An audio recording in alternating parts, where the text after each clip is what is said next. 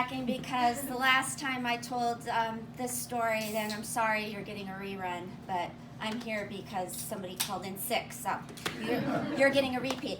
But what's nerve-wracking about it is because I didn't go first last time, and there was alcohol. So this is really scary.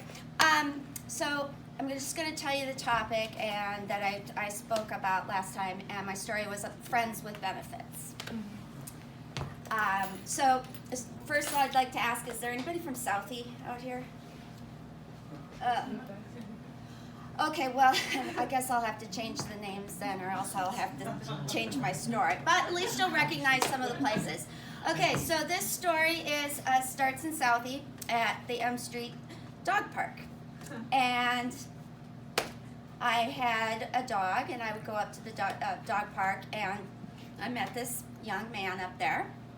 And we're going into the holiday season, and I usually have a holiday party, and I said, hey, would you like to come to my holiday party? And he's like, sure. So he comes over, and we're mingling and everything, and he had, unfortunately, his wife had just walked out on him a month ago, and so you know how the holiday seasons are a little tough and everything. And one thing led to another, and we became closer friends.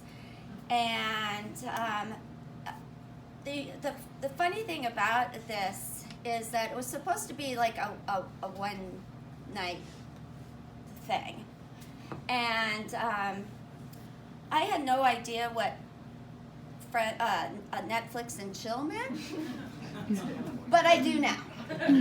And if there's anybody that doesn't know what Netflix and chill means, and you've got teenage or older kids, you might want to go back and Google that when you get home. So the fun thing about this, it was supposed to be a one-time thing, but one thing about the dog park is that you're going to run into the person once a day, and sometimes twice. And so we kept our friendship going, and he lived on O and 3rd, and I lived on N and 6th. So even the blizzards didn't seem to cool things down because we weren't that many blocks apart.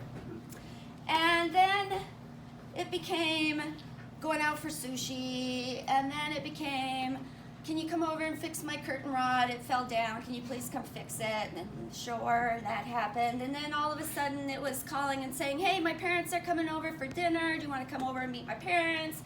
And I'm like, sure. And the thing about this is that he and I never really discussed age at all, except for that first night when I asked him how old he was, and he said he was 29, but almost going to be 30. And I'm thinking to myself, because at that time I was 50.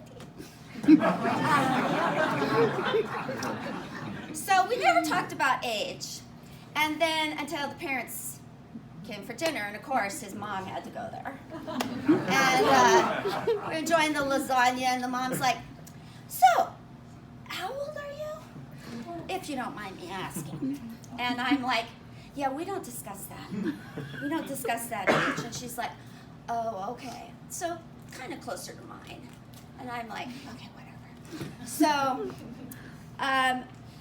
we became a good friends, and we would go to his parents' house for the weekends. And the great thing about this is when he stayed home with his dad and did, dad-son things, which I don't know what that was. It was putzing around in the yard because nothing seemed to have been done by the time we got back. But we would be at the grocery store, grocery shopping, and his mom thought it was so great because finally one of her son's friends could sing along with all the songs to the 70s music that's playing at the grocery store.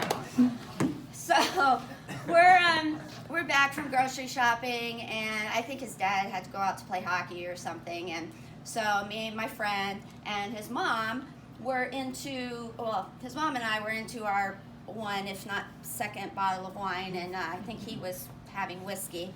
And we decided to play that, what's that game where you hold your phone up to your, and you do this thing? Yeah. So we decided to play that.